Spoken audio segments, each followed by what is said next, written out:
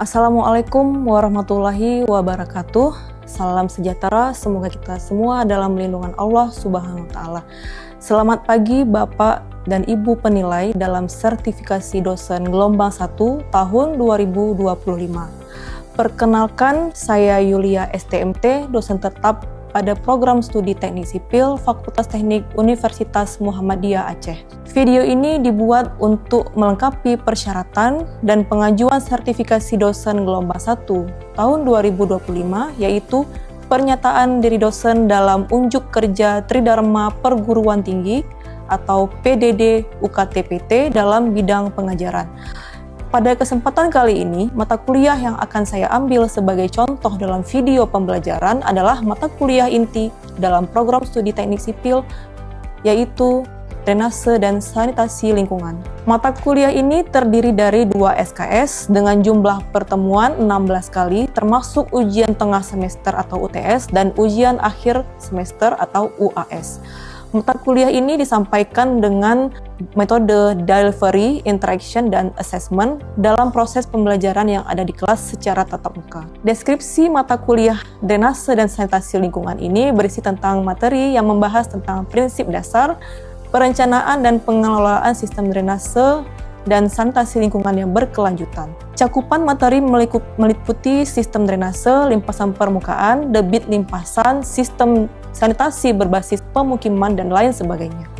Mata ajar dipilih dalam mata kuliah ini disesuaikan dengan perkembangan zaman dan kebutuhan untuk generasi selanjutnya. Capaian pembelajaran dalam mata kuliah ini dari program studi teknik sipil yaitu memiliki kemampuan dalam menerapkan pengetahuan matematika, teknologi, dan keteknikan untuk menyelesaikan masalah teknik sipil. Selanjutnya, memiliki kemampuan dalam merancang komponen atau sistem drainase berdasarkan kebutuhan. Selanjutnya, memiliki kemampuan dalam merencanakan, merumuskan, dan menyelesaikan permasalahan keteknikan dalam bidang teknik sipil. Dan yang terakhir, memiliki kemampuan dalam menggunakan keterampilan dan teknik dalam praktek keteknikan. Selanjutnya, capaian pembelajaran mata kuliah Drainase dan Sanitasi Lingkungan yaitu CPMK 1 mampu menjelaskan konsep dasar dan komponen sistem drainase. CPMK 2 mampu menganalisis kapasitas sistem drainase berdasarkan data hidrologi dan tata guna lahan. CPMK 3 mampu merancang saluran drainase yang sederhana, dan CPMK 4 mampu mengevaluasi kinerja sistem drainase. Here, CPMK 5 mampu mengintegrasikan konsep drainase berkelanjutan dan teknologi hijau dalam drainase perkotaan. Dalam mata kuliah ini memiliki pokok pembahasan yang menarik karena tidak hanya memperhatikan teori yang sudah ada, namun juga mengaitkan dengan perkembangan zaman dan kebutuhan saat ini. Pokok pembahasan yang pertama adalah pengantar drainase perkotaan, termasuk ruang lingkup dan bagaimana pengelolaan drainase dalam lingkungan perkotaan. 2. Siklus hidrologi, konsep daerah aliran sungai dan catchment area di wilayah perkotaan, serta perubahan tata guna lahan. Ketiga, analisis data hujan, curah hujan rancangan, distribusi hujan, gumbel, dan log persetiga. Keempat, perhitungan debit limpasan permukaan. 5, komponen sistem drainase yang terdiri dari saluran primer, sekunder, tersier, lubang resapan biopori, sumur resapan, dan sebagainya. Keenam, dimensi saluran terbuka, persegi, trapesium, dan sebagainya, serta analisis kecepatan aliran. 7, sistem perpipaan, penampang aliran, dan kecepatan aliran. 8. Ujian tengah semester atau UTS. 9. Mengetahui dan menghitung kapasitas saluran. 10. Mengetahui bagaimana merencanakan lubang resapan biopori, sumur resapan, dan lain sebagainya. Yang ke-11, konsep drainase yang berwawasan lingkungan atau eco-drainage. Ke-12, menganalisis dasar-dasar pengendalian banjir. 13. Studi kasus genangan dan metode perbaikan sistem existing. 14. Studi kasus perencanaan drainase perkotaan. 15. Penggunaan software EPA SWMM dasar. 16. Ujian akhir semester atau UAS. Berikut ada pendukung dari referensi yang digunakan dalam mata kuliah ini, yaitu isu-isu terkini dalam dunia teknik sipil yang diambil dari artikel ilmiah khususnya. Terdapat beberapa literatur dan referensi terkini yang relevan dan direkomendasikan untuk mata kuliah drainase dan sanitasi lingkungan, diantaranya yaitu Chow, yaitu Applied Hydrology, merupakan salah satu referensi klasik dan komprehensif tentang hidrologi terapan termasuk hujan dan limpasan.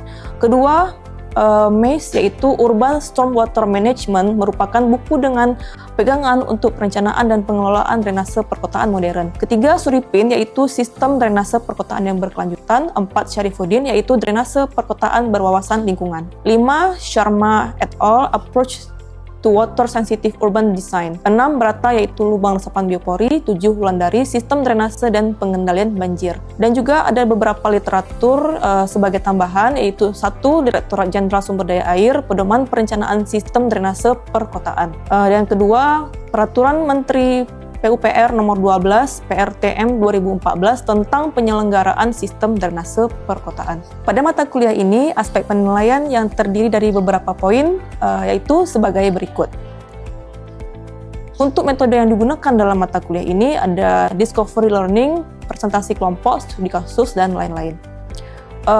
Baiklah, berikut adalah contoh video pembelajaran yang akan dilakukan dalam proses tatap muka di dalam kelas. Assalamualaikum warahmatullahi wabarakatuh. Waalaikumsalam warahmatullahi wabarakatuh. Alhamdulillah kita bertemu lagi di pertemuan keempat pada hari ini di mata kuliah drainase dan sanitasi lingkungan.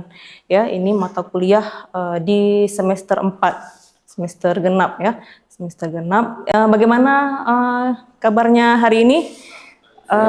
Baik, alhamdulillah ya. Baiklah, sebelum kita memulai pembelajaran, alangkah baiknya kita terlebih dahulu untuk berdoa sebelum belajar. Ya, kita berdoa menurut agama dan keyakinan masing-masing. Oke, doa dimulai.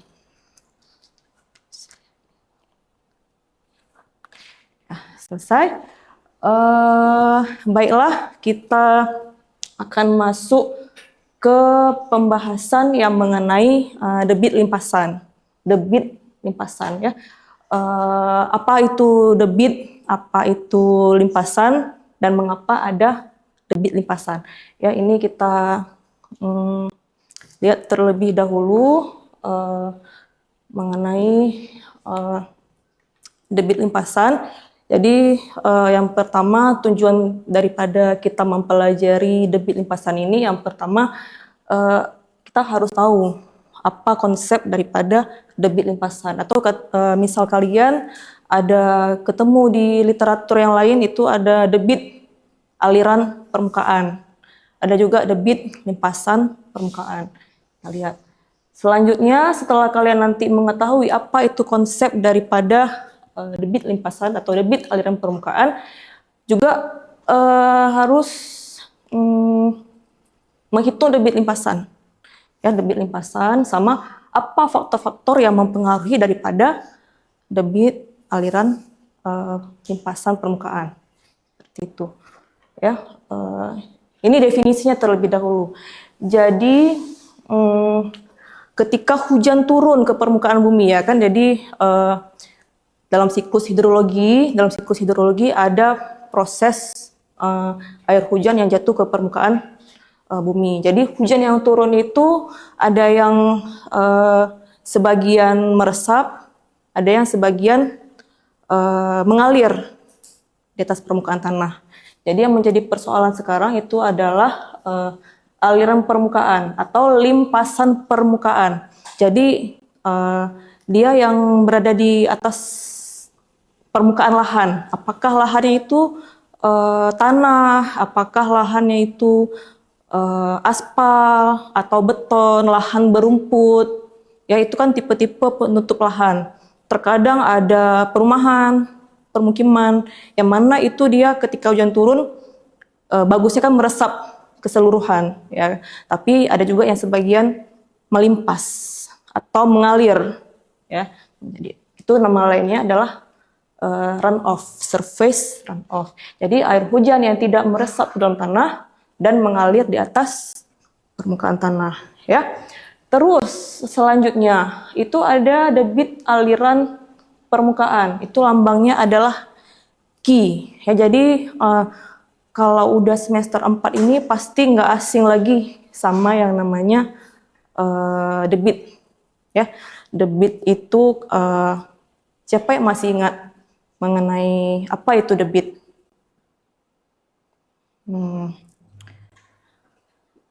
banyaknya debit, sesuatu yang dapat sejumlah air yang dapat mengalir dalam satuan waktu tertentu, ya. Terus lambangnya bisa liter per detik, boleh meter kubik per detik, atau bisa juga pengertian atau definisi debit itu sejumlah air yang melewati sebuah penampang sungai atau saluran dengan kecepatan tertentu, ya. Itu boleh kalian definisinya tergolong mudah sebenarnya, ya. Bisa kalian ingat ketika air yang mengalir di saluran, air yang mengalir di sungai, itu kan kadang deras, kadang normal. Nah, itulah jumlah daripada debit aliran per satuan waktu, ya. Ini lambangnya itu adalah meter, satuannya itu meter kubik per detik. Ya, selanjutnya aliran permukaan. Nah, ini kan hujan turun ke permukaan bumi. Dia kan nggak bisa pilih-pilih nih, ya kan? Faktornya paling utama dari limpasan itu kalau limpasan itu kan dia akan menyebabkan menjadi genangan, ya kan? Hujan turun, kalau nggak ada resapan, semua dia jadi genangan. Tapi kalau resapannya bagus di tempat tersebut, rumput, ya pori-porinya besar, otomatis kan meresap keseluruhan. Oke, nggak ada genangan, nggak ada yang becek-becek gitu, ya kan. Jadi yang pertama sekali itu adalah curah hujan. Itu juga turut mempengaruhi. Makin lama terus nambah terus limpasannya. Ini airnya apalagi aliran air hujannya nggak tahu kemana, ya, terhambat. Kalau ada resapan bagus, itu konservasi air tanahnya bagus. Ya, jadi bagusnya kan ada cadangan air tanah daripada air terbuang percuma, kan bagus airnya meresap semua ke dalam permukaan tanah, ya. Jadi itulah dia, semakin tinggi intensitas dan semakin lama durasi hujan, maka volume airnya nggak bisa meresap lagi karena udah jenuh dia kan.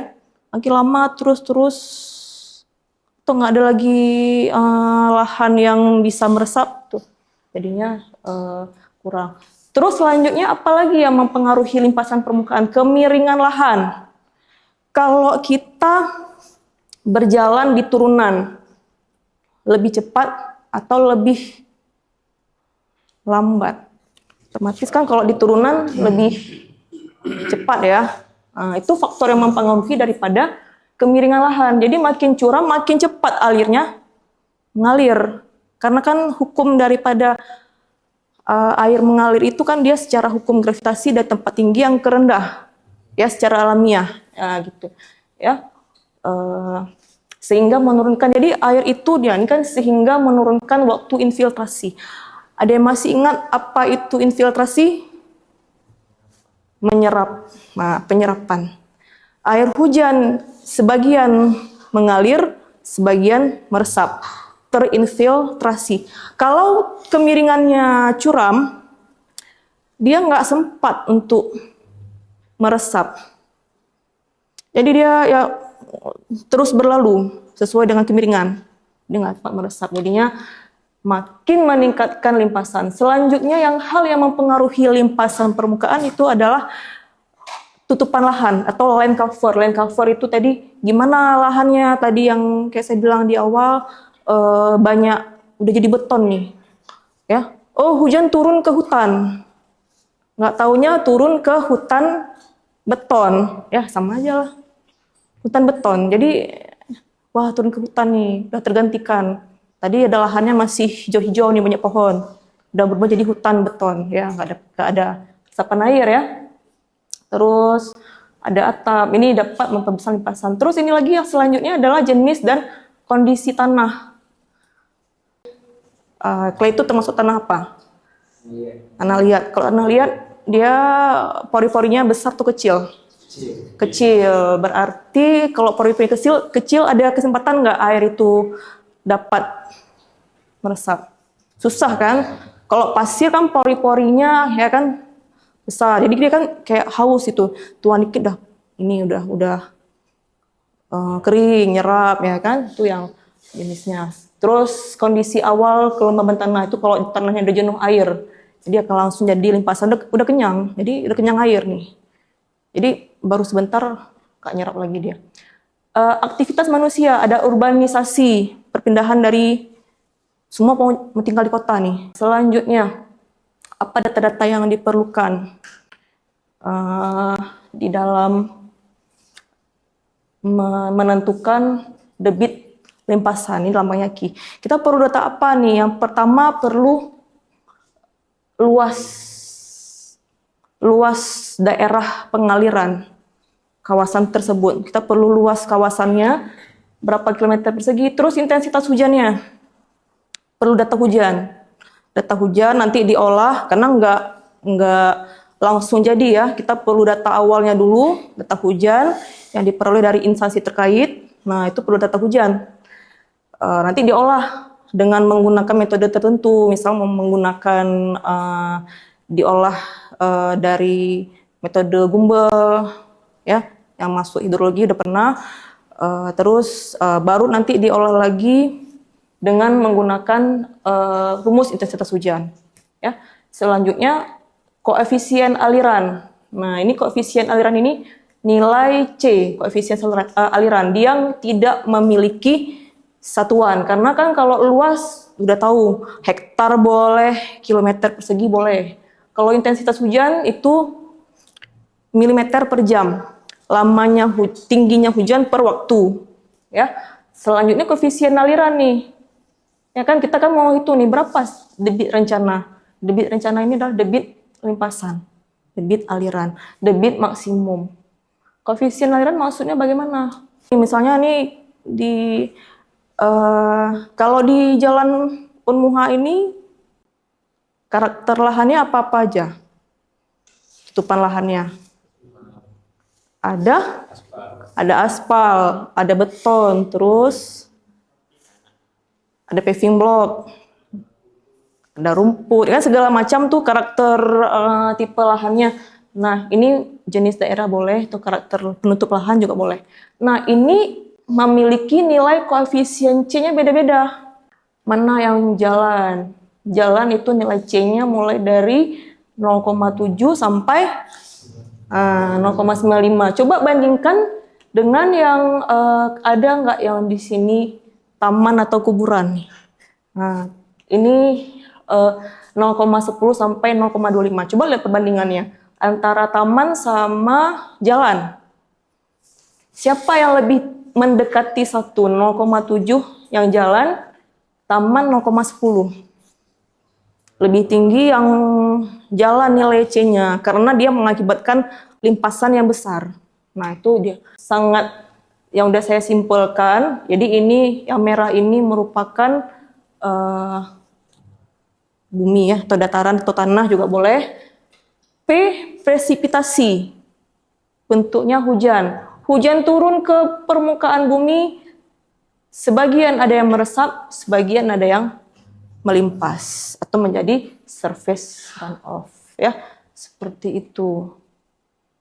Ya, ini salah satu rumus nih, salah satu rumus atau persamaan yang sering digunakan untuk merencanakan drainase, yaitu rumus rasional modifikasi. Ya, rumus rasional modifikasi 0,278 C kali I kali A. Kenapa dikatakan rumus rasional modifikasi? Karena ada 0,2778 tersebut ya. Jadi ini dia debit sama limpasannya. Seperti itu. Oh ya. Boleh. Boleh. Perkenalkan, nama saya Jensen Pak. Saya mau bertanya, itu kan di sini ada yang membahas tentang debit limpasan ataupun debit aliran. Yang saya pertanyakan di sini adalah C-nya, koefisien aliran. Jadi, kenapa kita harus mengetahui koefisien aliran dalam menentukan debit? Apa alasan kita harus mengetahui? Mungkin segitu. Baik, terima kasih Denjilva. Apa hubungannya itu? Karena ya seperti yang tadi dipaparkan bahwasanya berbeda-beda karakter lahan. Ya, ada lahan taman, ada yang aspal, itu akan dan luasannya nih. Nah, kan luasannya ini misalnya tadi yang tanah, aspal dan lain sebagainya, dan lahannya tadi itu kan koefisiennya macam-macam, luasannya pasti beda-beda. Itu akan mempengaruhi si debit karena karakternya beda-beda. Nah, karakternya beda itulah yang kita harus lihat. Ini luasannya berapa? Kalau dia makin parah tingkat tutupannya, istilahnya banyak yang jadi beton. Nah, itu udah pasti debitnya akan lebih besar dibandingkan lahan yang lebih banyak kawasan apa misalnya. Tadi nih yang kawasannya nih beton semua. Nah, terus itu ya kan, yang lainnya kawasan yang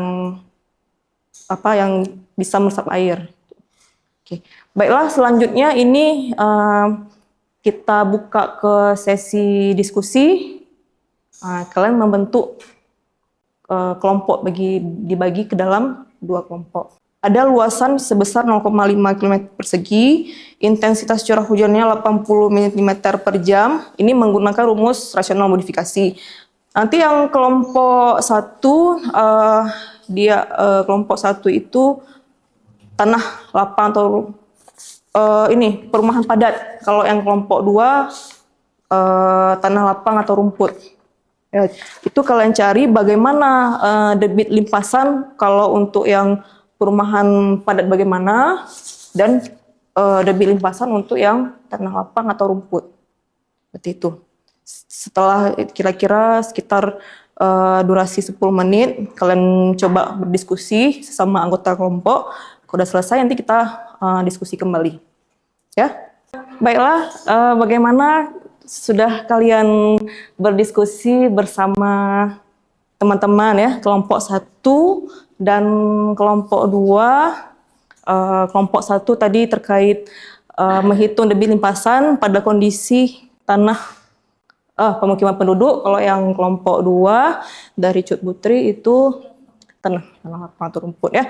Baiklah, sebelum kalian paparkan, boleh kalian tulis terlebih dahulu hasil yang sudah didapat. Ini ada spidolnya.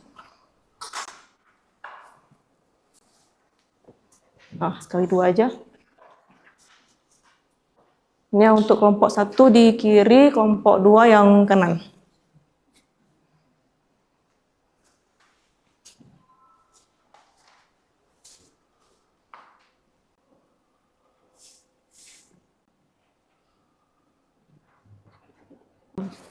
Bagaimana kalau yang dari kelompok 1? Ada yang mau tambahkan? Hasilnya seperti ini, Bu. Dimana hasilnya itu 8,334 kubik per detik. Dimana itu termasuk limpasan permukaan atau air yang mengalir di permukaan menjadi meningkat. Jadi semakin besar angka itu semakin susah untuk meresap air dalam area perumahan padat. Karena kondisinya, karakter lahannya itu adalah area perumahan. Kita lihat ini perbandingan, yang ini kelompok 1 adalah perumahan padat, kelompok 2 ini rerumputan atau tanah lapang ya. Lebih besar debit limpasan yang perumahan dibandingkan yang rerumputan. Apa bisa dijelaskan dari kelompok 2? Untuk kami dari hasil kita kami mendapatkan hasil 3,334 meter kubik per detik. Hal ini menunjukkan karena permukaan tanah itu dalam lapang atau yang rumput, maka banyak aliran air hujan yang merasa ke debit limpasan bukan kurang. Jadi semakin tipe permukaan yang mudah meresap, maka semakin kecil debit alirannya. Ya, limpasannya karena pengaruh daripada karakter lahan tadi ya. Inilah tadi yang pertanyaan daripada Dinjilva tadi, apa hubungan koefisien limpasan dan karakter lahan terkait sama debit limpasan? Ini debit limpasan untuk pemukiman, ini debit limpasan untuk rerumputan, lokasi lahan yang rerumputan. Jadi ini pengaruh, maka debit limpasannya, maka genangannya akan makin besar. Karena yang menciptakan genangan itu kan berasal daripada debit atau aliran permukaan. Itu. Baiklah, ya. Baiklah, setelah dua teman-teman tadi udah berdiskusi dan mewakili dari kelompoknya masing-masing dan menjabarkan dan menguraikan daripada hasil yang telah didapat, dapat kita simpulkan bahwasanya apa kalau yang limpasan permukaan.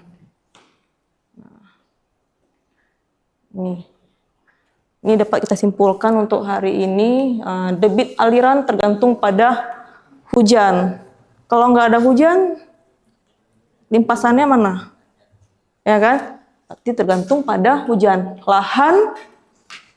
Ini lahan tuh yang di luar itu ada pohon, ada rumput, tanah, beton, aspal, kerikil kan banyak nih. Ada yang pemukiman, sekolah, kampus. Nah, itu lahan dan kondisi permukaan.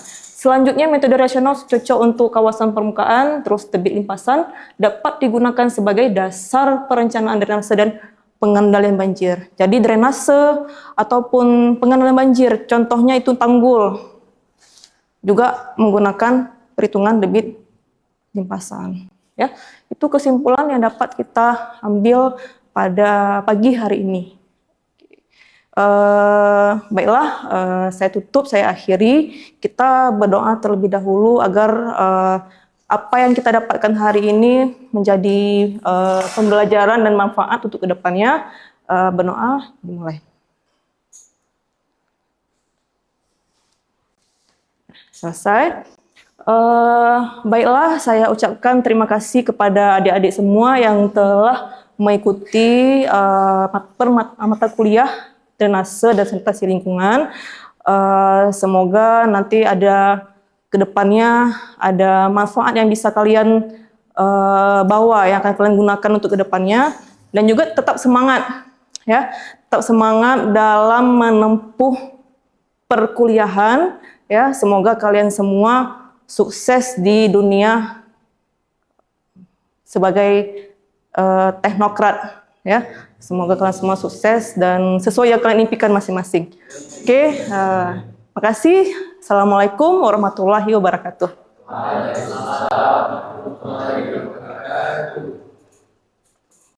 Demikianlah video pembelajaran dalam mata kuliah drainase dan sanitasi lingkungan pada program studi teknik sipil Fakultas Teknik Universitas Muhammadiyah Aceh. Semoga dapat menjadi bahan pertimbangan baik dalam proses pengajuan sertifikasi dosen gelombang 1 tahun 2025. Terima kasih. Wassalamualaikum warahmatullahi wabarakatuh.